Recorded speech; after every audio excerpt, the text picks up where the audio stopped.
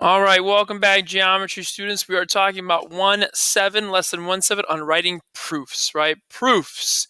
If you've talked to previous geometry students, uh, I bet you that proofs have definitely been a uh, topic of conversation. Again, one of the focal points of geometry proofs, again, just trying to break down your thinking and into a written form. But again, some students have their negative opinions on proofs. I'll let you be the judge. Hopefully you catch on and you do well with them. So again, when you're writing a proof, you're trying to prove something. So typically we're trying to prove something about a theorem. We might be trying to prove something about a picture we see, a diagram. But again, you've solved algebraic equations for the last 2 years in 8th grade math and then in algebra. So when you solve an equation, you're in a sense doing a proof. You're trying to find the value of x, and step by step, you have a reason of why you're doing things, and that's all proof is. It's taking your thinking, breaking it down, and just writing down reasons. So we'll talk about that as we go through. One second.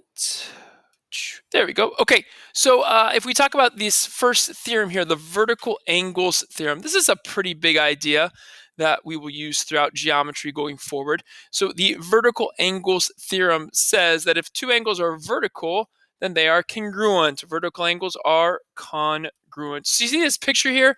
So vertical angles, I think you were introduced previous, but vertical angles, I always think of them as formed by intersecting lines, right? So two lines intersecting. So you see that angle 1 pointing off to the left is going to be congruent to angle 2. So these two angles are congruent. And angle 3 and 4 pointing up and down are also going to be congruent. And this is what the vertical angles theorem says. Now I'm going to click on this link and let's take us to this. Let me pause for a second. Okay, so this is where I wanted to be. So now I can manipulate this picture, right? So if we take a look at this, I can drag these. Notice that this is 60 equals 60 and 120 equals 120. That's great, right? But I can drag them and notice how they change. 100, 100, 80, and 80, right? I can make them really, really small acute angles. So 22, 22, 158, 158. So when you have two intersecting lines, they always create two pairs of vertical angles. Vertical angles, okay? So for your first ever proof, we are going to write a proof on vertical angles. Okay. Now this page right here shows you what a proof is. So this is what we call a two-column proof. So when writing a two-column proof, you typically start with what is called the given and the prove. This is what you're given. This is what they tell you, and this is what you have to prove, right? Start with the given, end with the prove. And then you have this diagram right here over here. And again, typically that diagram gives you some very useful information. So when you're doing these two-column proofs, it's called a two-column proof because you have two columns. The first column is called the statements column. That's where you put your mathematical statements. And then the second column is called the reasons column. And that's where you describe the reasons for your said statements, right? You cannot say something in the statements column without giving a proper reason for it. Okay, so let's go ahead and do that proof. So we are given that angle 1 and angle 2 are vertical angles. That we want to prove that angle 1 and angle 2 are congruent, right? This is exactly what the vertical angles theorem says, but because it's the vertical angles theorem, we should be able to prove it without using the vertical angles theorem, right? So let's go ahead and do that. So our first step is always going to be what we are given. Angle 1 and angle 2 are vertical angles. Notice my shorthand, right? Again, I typically do that just to kind of make these proofs go a little faster. And that is going to be by the word given. That is your reason. This is always going to be your first reason. It's always first, the given. Okay? So be aware of that. So now, okay, great and dandy. Yes, angle 1, angle 2 are vertical, but that doesn't really help me, right? So now I'm going to go to the picture, right? What does the picture tell me? Well, you talked about a bunch of different angle pair relationships. Angle 1 and angle 3 form this straight line, which means angle 1 and angle 3 are going to be supplementary because a straight line is 180. And what does it mean to be supplementary? It means they add to 180. So angle 1 and angle 3 together add up to 180. This is going to be my statement 2.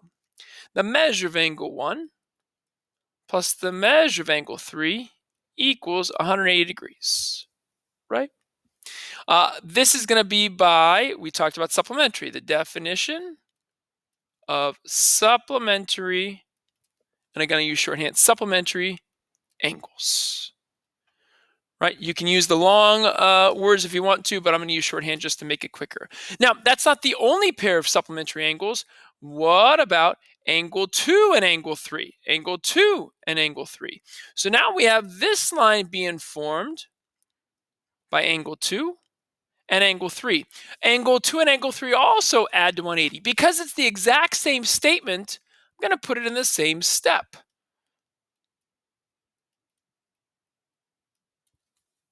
And it's by the exact same reason. So I don't have to write the reason down again because it's the exact same.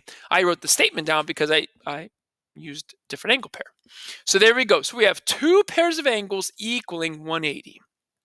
So now, for our third step, eventually I want angle 1 and angle 2 to be in the same statement, right? Right now, angle 1 is here, angle 2 is here.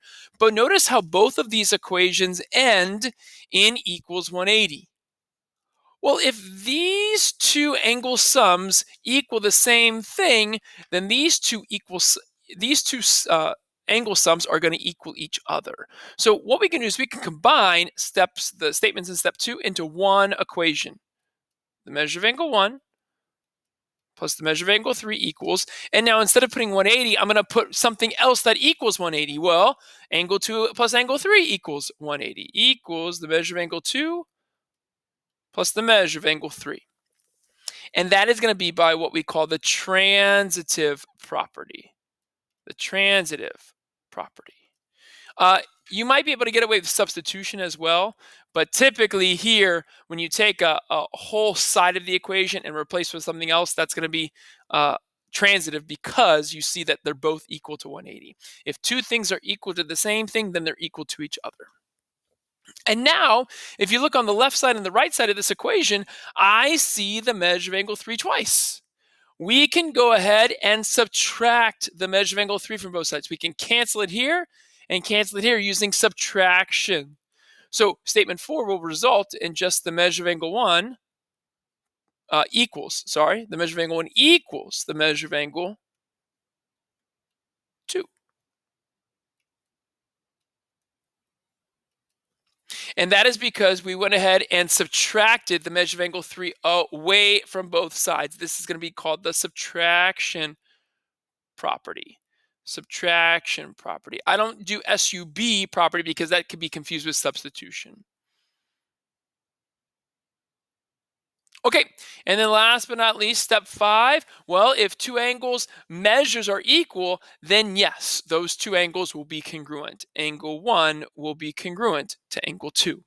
And this is by the definition of congruent angles. And there is your first proof. You did it. The vertical angles theorem. How excited are you, right? One down, many, many, many more to go. Okay, cool. So now, what about using the vertical angles theorem? How can it help us? Well, let's read this problem. So it says, example 2, apply the vertical angles theorem. So it says the diagram shows how glass lenses change the direction of light rays passing through a telescope. What is the value of x, the angle formed by the crossed outermost light rays through the focal point? They want to know what the measure of this angle right here is, x. Well, notice that this angle x is formed by these two segments, call them rays. We'll notice that if we extend those two segments in the opposite direction, this way, and this one this way, notice that together, this angle is formed, and these two angles would be vertical angles. Well, What makes up these two, this angle on the left side here? Well, it's these two 11s. So x is going to be equal to 11 plus 11. X is going to be equal to 22 degrees. And there you go. And that's a way to apply the vertical angles theorem. All right, so this is video 1 for this lesson. Video 2 is following very shortly. Thanks for watching.